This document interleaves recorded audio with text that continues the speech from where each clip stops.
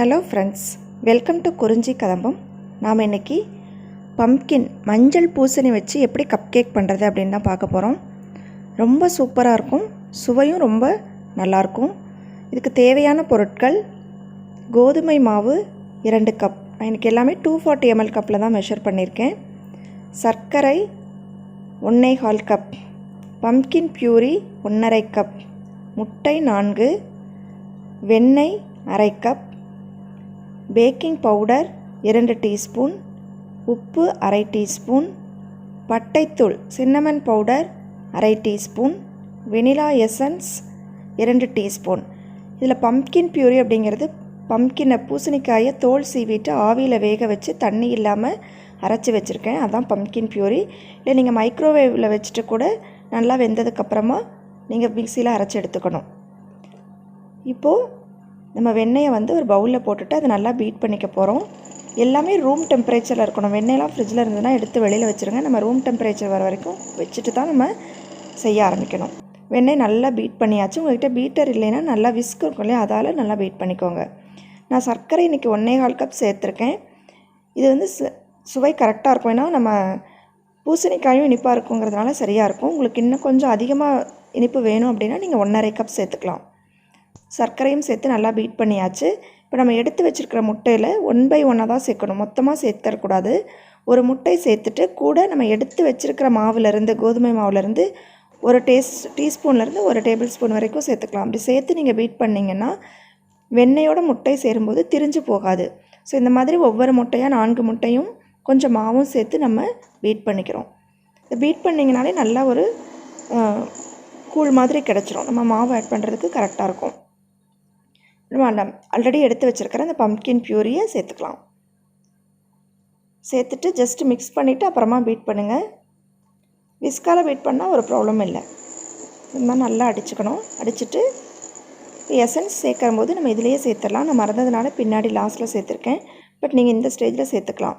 அடுத்து மாவு நான் டைரெக்டாக இதிலேயே சலிக்க போகிறேன். உங்களுக்கு அப்படி வராதுன்னா தனியாக ஒரு பேப்பரில் சலிச்சுட்டு அதுக்கப்புறமா இதோட சேர்த்துக்கோங்க. 2 கப் கோதுமை மாவு சொல்லியிருக்கோம் இல்லையா, கோதுமை மாவு, பேக்கிங் பவுடர், உப்பு, பட்டைத்தூள். பட்டைத்தூள் நீங்கள் வீட்டிலே கூட செஞ்சுக்கலாம், இல்லைன்னா கடைகளில் கிடைக்குது. சின்னமன் பவுடர்னு கேட்டிங்கன்னா கிடைக்கும். இது ஆப்ஷனல் தான். போட்டால் இந்த பம்ப்கினோடு இந்த சின்னமன் சேரும்போது ஒரு மனம் ரொம்ப நல்லாயிருக்கும், அதுக்காக தான் சேர்க்குறோம். ஸோ இந்த மாதிரி நல்லா சளிச்சு எடுத்துக்கோங்க. இப்போ மிக்ஸ் பண்ணும்போது நம்ம பீட்டரால் மிக்ஸ் பண்ணக்கூடாது. இந்த மாதிரி ஒரு கரண்டி வச்சு ஒரே டைரெக்ஷனில் மிக்ஸ் பண்ணணும். இல்லை ஃபோல்டு பண்ணுறதுன்னு சொல்லுவாங்க இல்லையா, டேர்ன் பண்ணி கொண்டு வந்து நடுவில் கட் பண்ணிங்கன்னா அது மாதிரி ஃபோல்டிங் மாதிரி பண்ணாலும் நல்லாயிருக்கும். உங்களுக்கு கொஞ்சம் நேரத்தில் மாவு நல்லா கலந்து வந்துடும். எசன்ஸ் முன்னாடி சேர்க்காதனால நான் இப்போ சேர்த்து மறுபடியும் மிக்ஸ் பண்ணிக்கிறேன். மாவு பார்த்திங்கன்னா நம்ம உளுந்து மாவெல்லாம் ஆட்டியிருந்தால் எப்படி இருக்கும் அந்த மாதிரி இருக்கும். அந்த மாதிரி இருந்தால் உங்களுக்கு கரெக்டான கன்சிஸ்டன்சின்னு அர்த்தம். ரொம்ப கெட்டியாகவும் இருக்கக்கூடாது, ரொம்ப தண்ணி மாதிரியும் இருக்கக்கூடாது. நான் இன்றைக்கி கப் கேக் மோல்டில் பண்ணுறதுனால கப் கேக் மோல்டில் அந்த கப் கேக் பேப்பர்ஸ் எல்லாம் வச்சுட்டு அதில் ஒரே ஒரு ஸ்கூப் மட்டும் விட்டிங்கன்னா போதும். நிறைய வைக்கக்கூடாது, இல்லைன்னா கப் கேக் மேலே வழிஞ்சு வந்துடும். ஸோ இந்த மாதிரி ஊற்றிட்டு டேப் பண்ணிவிட்டு நல்லா தட்டிக்கணும். தட்டிட்டு நான் ஆல்ரெடி 180 டிகிரி ப்ரீ ஹீட் பண்ணல அவனில். இதை 180 டிகிரிக்கு 20 to 25 மினிட்ஸ் பேக் பண்ண போகிறேன். அது உங்கள் அவன் டெம்பரேச்சரை பொறுத்து டைம் கொஞ்சம் மாறும்.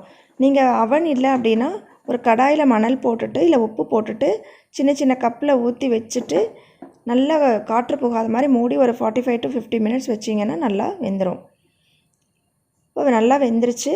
இப்போ ஒரு டூத்பிக் உள்ளே விட்டு எடுத்திங்கன்னா அது டூத்பிக்கில் ஒட்டாமல் வந்தது அப்படின்னாலே வெந்துருச்சுன்னு அர்த்தம். பாருங்கள், கிளியராக இருக்குது. ஸோ பேக் ஆயிடுச்சு. அந்த ஹீட்லேயே கொஞ்சம் நேரம் கேக்கை வச்சுட்டு கொஞ்சம் சூடு ஆறுனதுக்கப்புறம் தான் எடுத்து வெளியில் வைக்கணும். பார்க்கும்போதே டெம்டிங்காக இருக்குது. இந்த கலர் பம்ப்கினோட கலர் தான், நம்ம எக்ஸ்ட்ரா எந்த கலருமே ஆட் பண்ணல. சரி, பம்ப்கின் போட்டிருக்கோம் அப்படின்னு யாருக்குமே தெரியாது. சுவையில் இந்த பம்ப்கினுடைய வாசமோ ஏதோ தெரியாது. ரொம்ப நல்லாயிருக்கும், ரொம்ப ஹெல்த்தியான ஒரு கேக்கும் கூட.